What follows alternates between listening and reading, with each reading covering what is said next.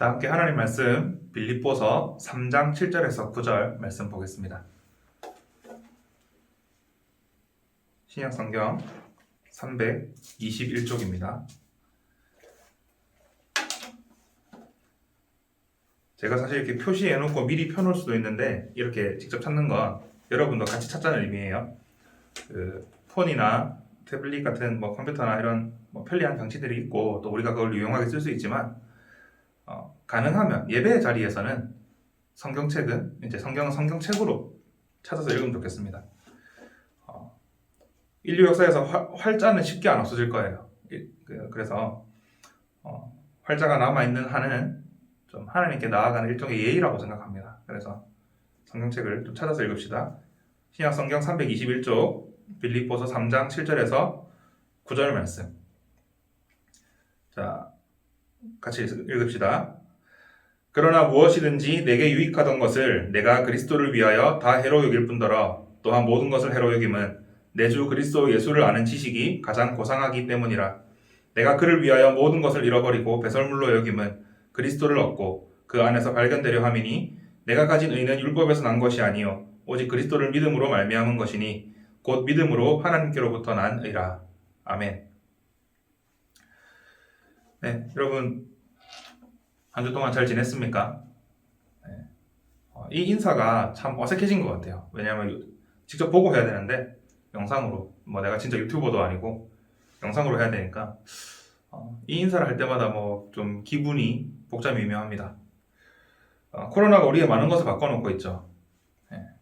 저만 해도 제가 너무 갑갑해서 기관지가 안 좋아서 이제 황사가 있을 때 감기를 자주 하는데도 혹은 비염도 오고 하는데도 마스크를 못 썼어요. 너무 갑갑해서.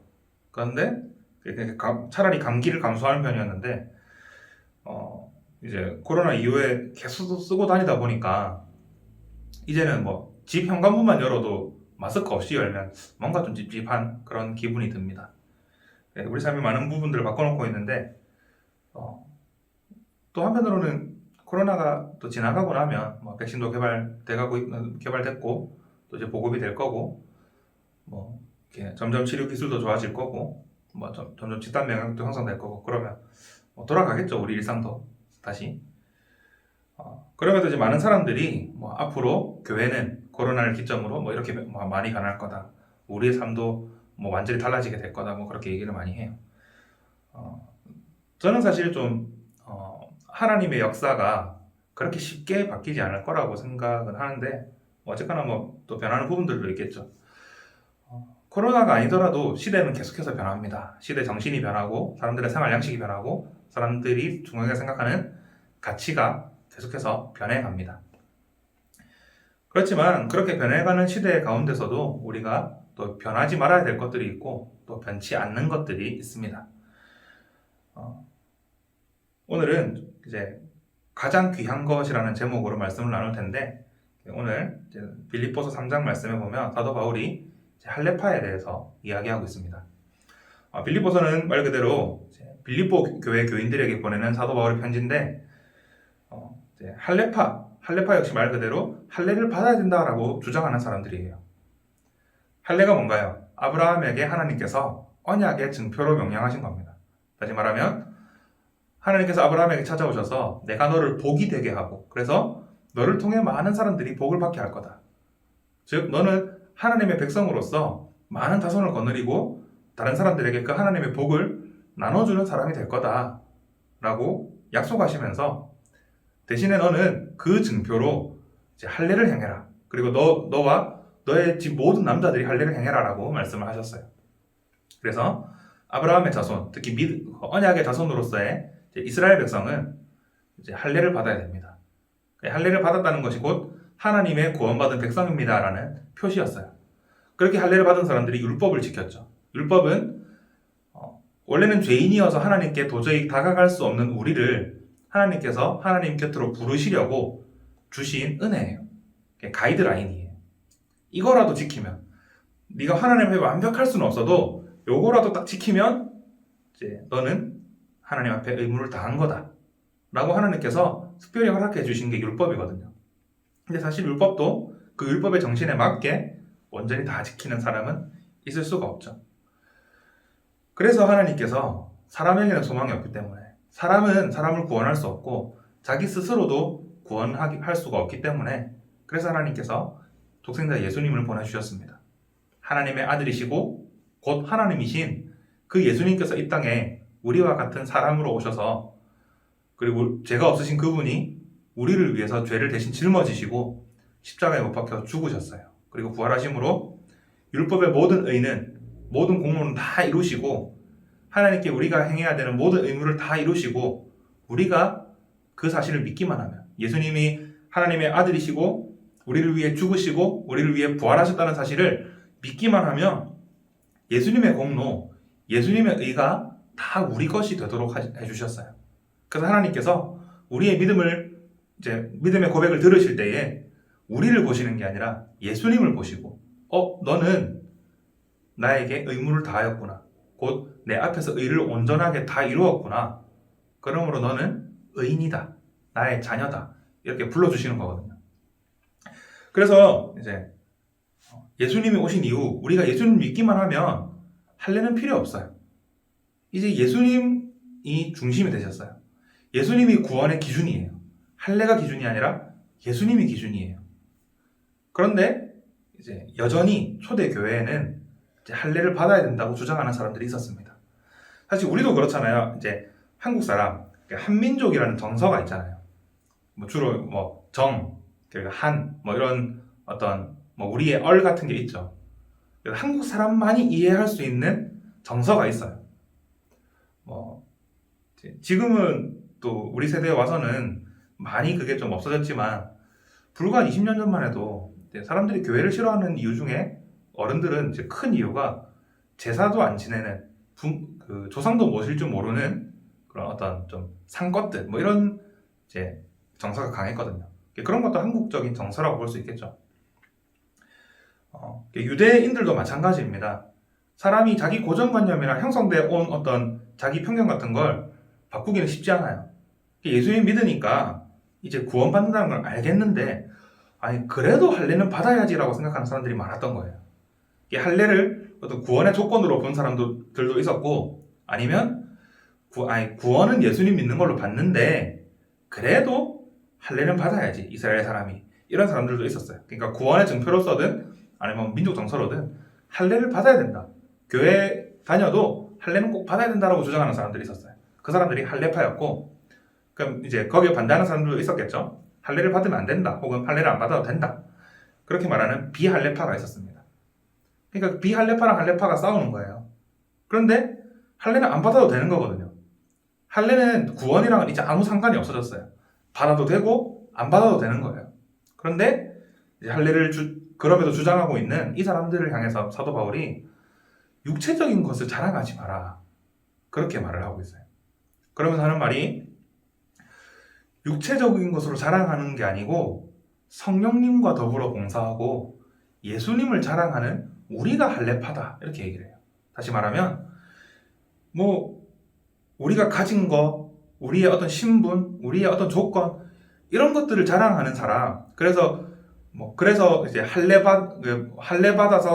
받아야 거룩하다 여기는 그 할례파들이 진짜 할례파가 아니라 정말 영적으로 구원을 받은, 영적 할례를 받은 사람은 바로 육체적인 것이 아니라, 다른 외부적인 조건이 아니라 성령님과 일하고 예수님을 자랑하는 사람, 곧 예수님을 온전히 믿는 사람이야말로 진정한 할례파다, 그렇게 바울이 역설하고 있습니다. 그러면서 자신의 육체적 자랑을 조금 해요. 바울은 할례를 받았고 이스라엘 사람인데 베냐민 지파, 그러니까 순혈 유대인, 히브리인 중에 히브리인이다.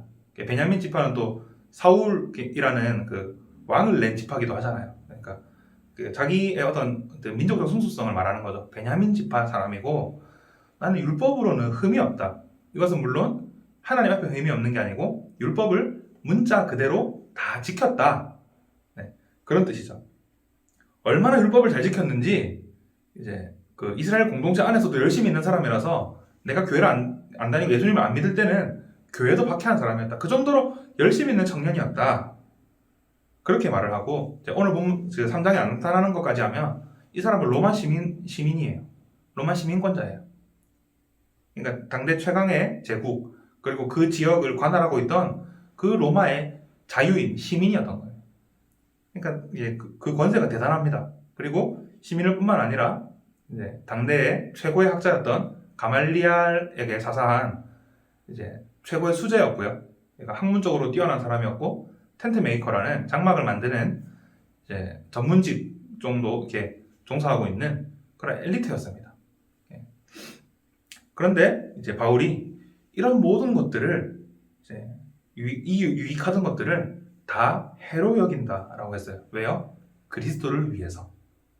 그리스도를 아는 지식이 가장 고상하기 때문에 해로 여긴다라고 표현합니다. 여기서 고상하다는 건 우리가 일반적으로 생각하는 어떤 교양이 이렇게 교양을 떨고 이렇게 좀 클래식을 잘 알고 그런 측면이 아니라 원래 고상하다라는 게 좀 한 차원 높고 귀중하고 중요하다는 거거든요. 예. 이제 바울이 이제 활동하던 시기에 이제 로마 제국은 그리스 철학의 영향을 받아서 로마 제국에서도 이제 철학이 융성하던 시기였습니다. 스토아 학파를 비롯한 또 에피쿠로스 학파를 비롯한 그런 다양한 학파들이 이제 존립하면서 이제 학문적인 이제 연구나 교류가 활발하던 그런 시기였어요. 그 중에서 이제 그런 가운데서 이제 어떤 지식이 한 차원 높은 것, 어떤 것이 가장 가치 있는 것이고 귀중한 것이냐, 그것을 말할 때 고상하다라는 표현을 썼어요. 다시 말하면 사도 바울은 예수 그리스도를 아는 지식이야말로 가장 귀한 것이고 가장 중요한 것이고 가치 있는 한 차원 높은 것이기 때문에 이 예수님을 아는 지식을 위해서 내가 다른 것들은 다 배설물로 여긴다. 조금 더 직설적으로 말하면 내가 다 똥같이 여긴다. 그렇게 말을 하는 거예요.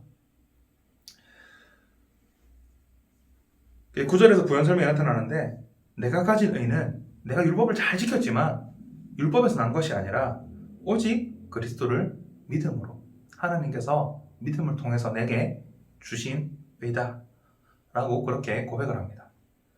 이 가장 귀중한 것을 위해서라면 자기 자신의 모든 것은 다 이제 버릴 수도 있다고 말하는 거예요. 근데 사실 사도 바울이 그렇다고 자기 걸 다 버린 게 아니에요. 유대인으로서 혈통을 버린 게 아니고요. 자기 육신의 부모님한테 찾아가서 저 호적에서 봐주십시오 한 것도 아니에요. 저 이제 유대인 아닙니다 한 것도 아니고 할례를 취소한 것도 아니고 로마 시민권을 포기하지도 않았어요.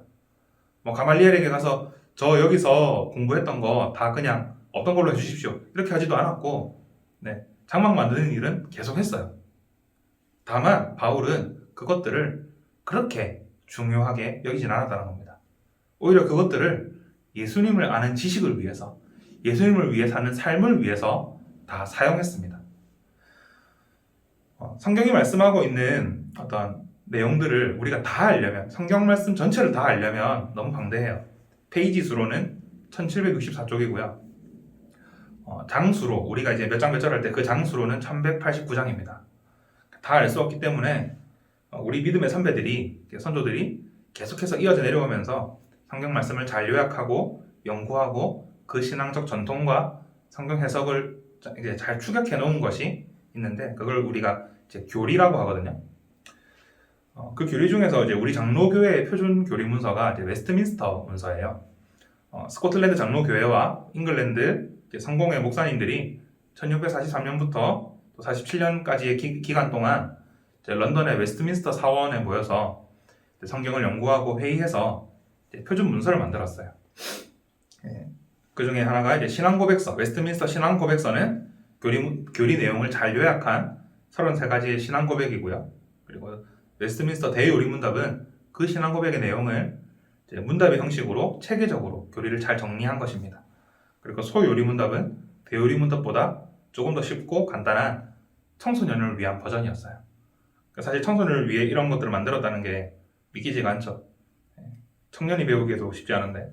그리고 웨스트민스터 예배 지침이 있는데 예배를 드리고 교회를 다스리는데 기준이 되는 모범을 보여줍니다. 이 4가지 문서가 이제 우리 장로교회의 표준 문서예요. 하나님의 말씀인 성경의 내용들을 잘 요약해서 알 수 있으므로 이제 성경을 보는 눈을 갖게 해주고 성경을 바르게 볼 수 있도록 도와줍니다. 이제 이제 이 문서에서 우리가 제일 자주 접하고 흔히 접하는 게 소유리 문답인데, 소유리 문답의 1문은 이렇게 시작하고 있습니다. 사람의 가장 높은 목적은 무엇입니까? 바꿔 말하면 사람의 제1된 최고의 목적은 무엇입니까? 답은 사람의 가장 높은 목적은 하나님을 영화롭게 하고 그분을 영원토록 즐거워하는 것입니다. 라고 고백합니다.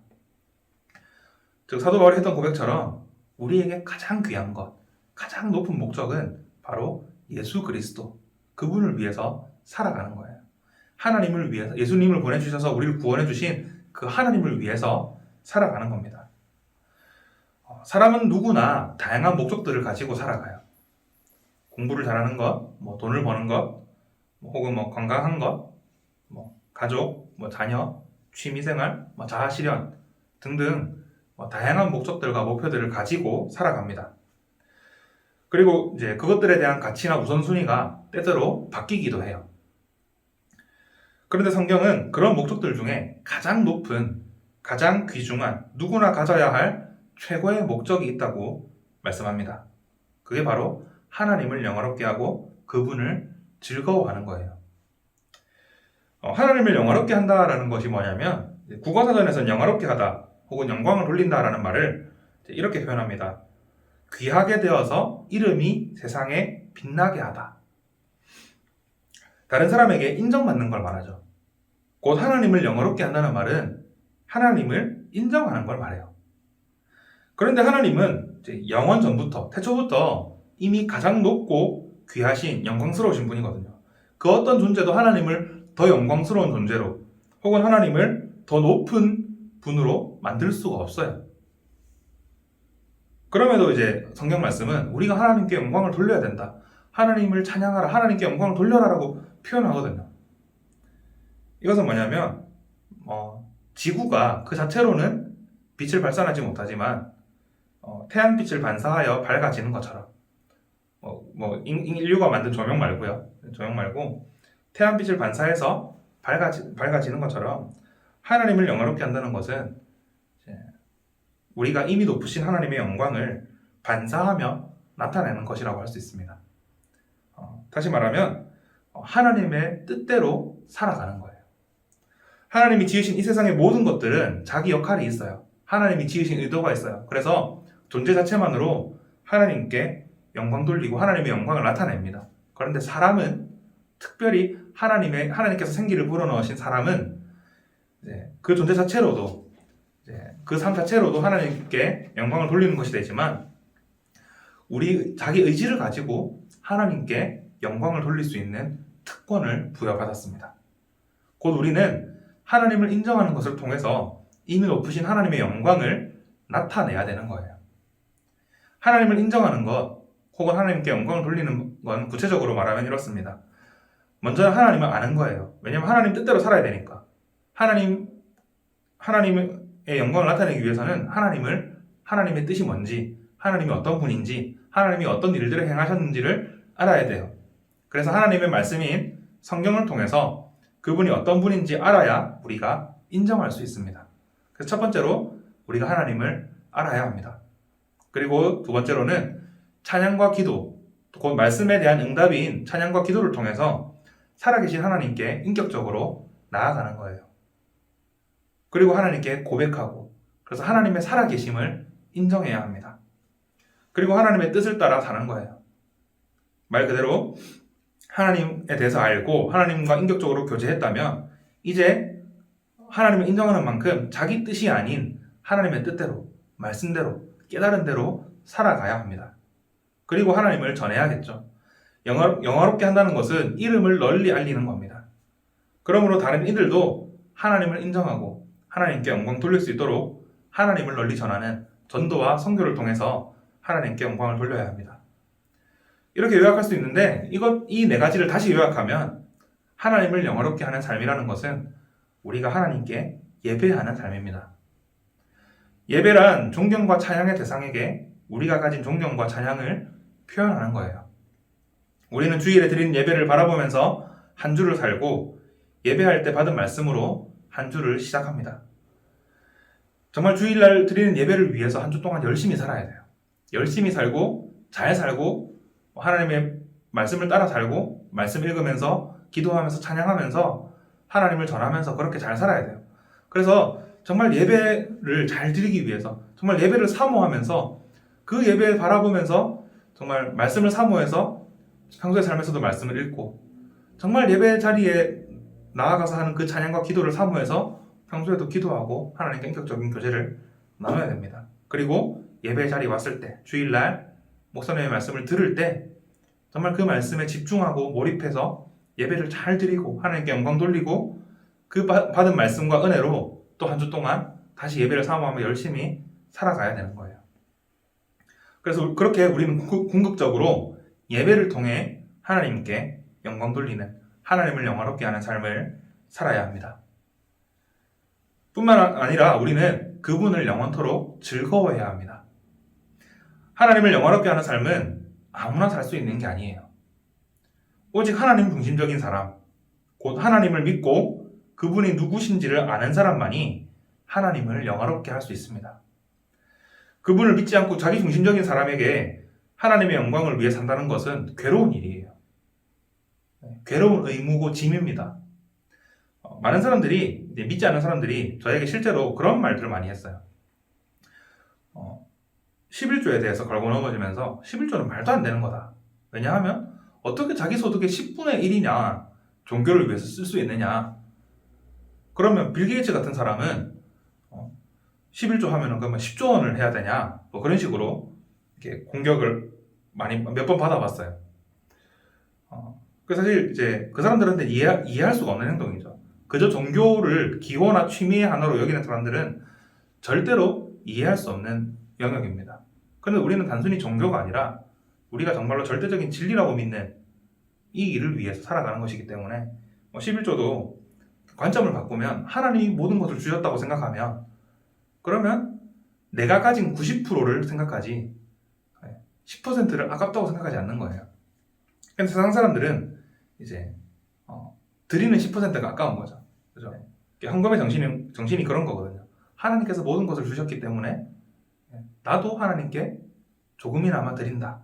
그 기준 중에 하나가 11조인데 11조뿐만 아니라 하나님을 위해서 살아간다는 것은 하나님 중심적인 사람이 아니면 괴롭고 힘든 일이에요. 그렇지만 믿는 사람들에게 우리의 모든 것을 주시고 우리에게 가장 귀한 구원을 주신 그 하나님의 은혜를 믿고 감사하는 자들에게는 그 하나님을 섬기는 삶이 의무고 괴로운 삶이 아니라 하나님의 사랑으로 인해 언제나 즐거워하고 기뻐하고 감사하는 삶이 되는 겁니다. 그래서 우리가 그분을 즐거워하는 것도 우리의 가장 높은 목적인 거예요. 영화롭게 하는 만큼 나도 하나님과 더불어 즐거워하는 것이기 때문에. 그래서 하나님을 영화롭게 하고 그분을 즐거워하는 것은 우리의 유일한 목적이 아니라 최고의 목적입니다. 무슨 말이냐면 이거 하나를 위해서 다른 거 다 버리고 살아가는 삶이 아니라 이거 하나를 위해서 다른 모든 것들을 사용해서 살아갈 수 있는 삶을 말하는 거예요. 이 가장 높은 목적 아래에 삶의 다른 목적들을 세워나가는 거죠. 저에게도 삶에 다양한 목표와 목적들이 있습니다. 좋은 목사가 되는 것, 그리고 저는 어릴 때부터 좋은 아빠가 되고 싶었어요. 지금도 그렇게 하려고 노력하고 있고요.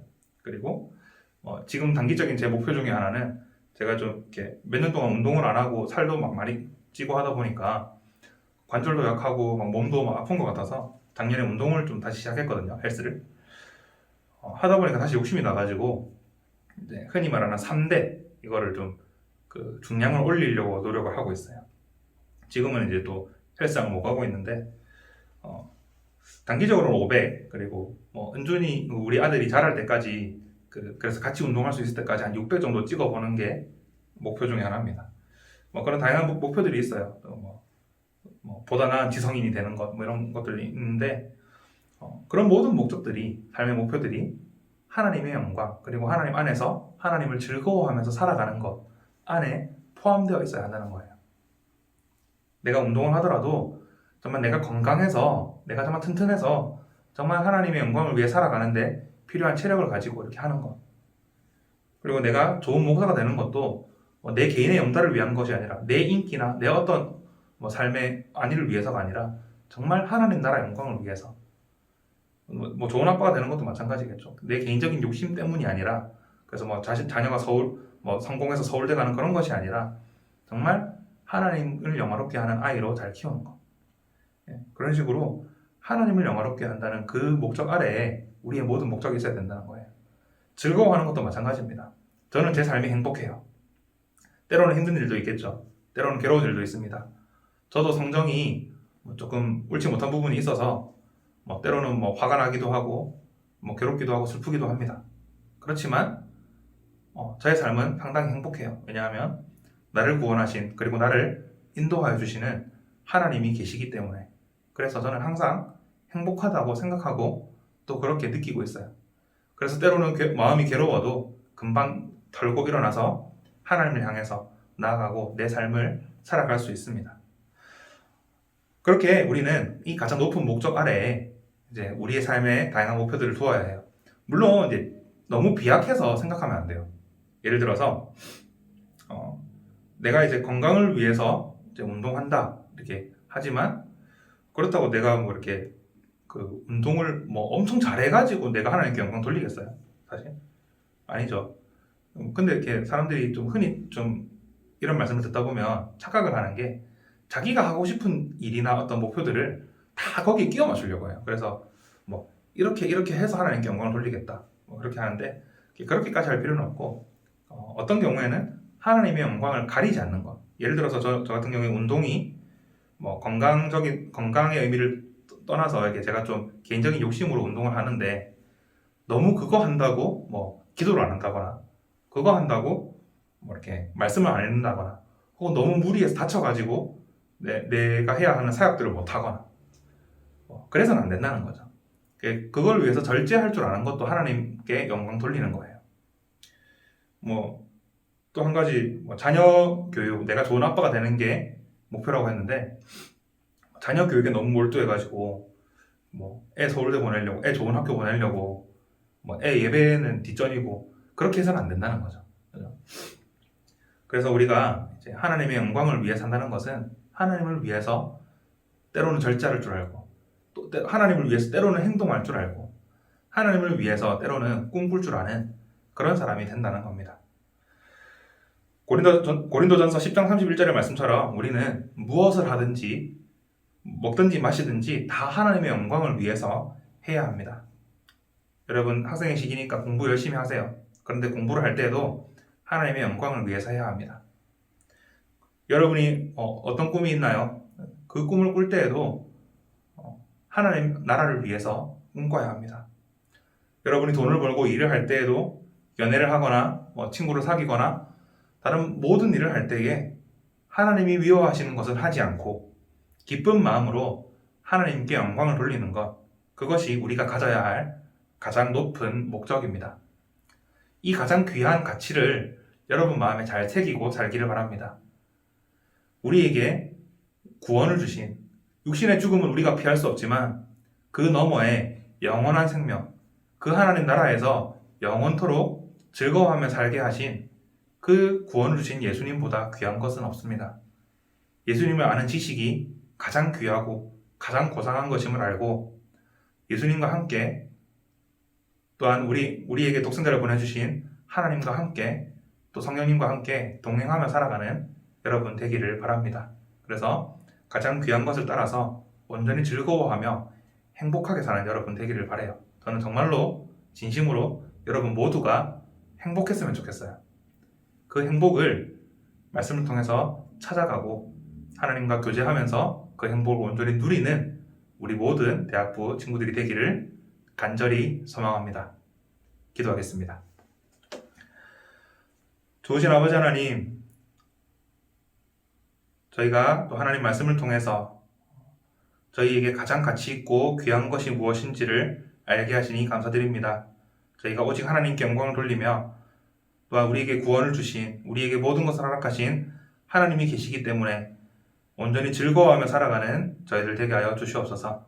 때로는 삶에 굴곡이 있고 괴로움도 있고 또 때로는 화나는 일도 있고 슬픈 일도 있지만 이 모든 것 가운데 우리를 지켜주시고 보호하시고 우리를 사랑하여 주시는 하나님과 동행하여 우리가 행복한 삶을 살아갈 수 있도록 주님 인도하여 주시옵소서. 변화하는 이 시대에 또 우리 대학생들 또 힘든 점들도 많이 있을 텐데 하나님께서 위로하여 주시고 오늘도 또 이번 한 주간도 정말 하나님의 은혜 안에서 행복하게 말씀 따라 살도록 인도하여 주시옵소서. 무엇을 하든지 하나님의 영광을 위해서 하게 하시고 또한 무슨 진로를 개척해 나가든지 오직 하나님의 나라를 위해서 전진하는 그리하여 하나님께서 귀히 쓰시는 우리 모든 대학부 청년들이 될 수 있도록 주님 인도하여 주시옵소서. 예수님의 이름으로 기도합니다. 아멘.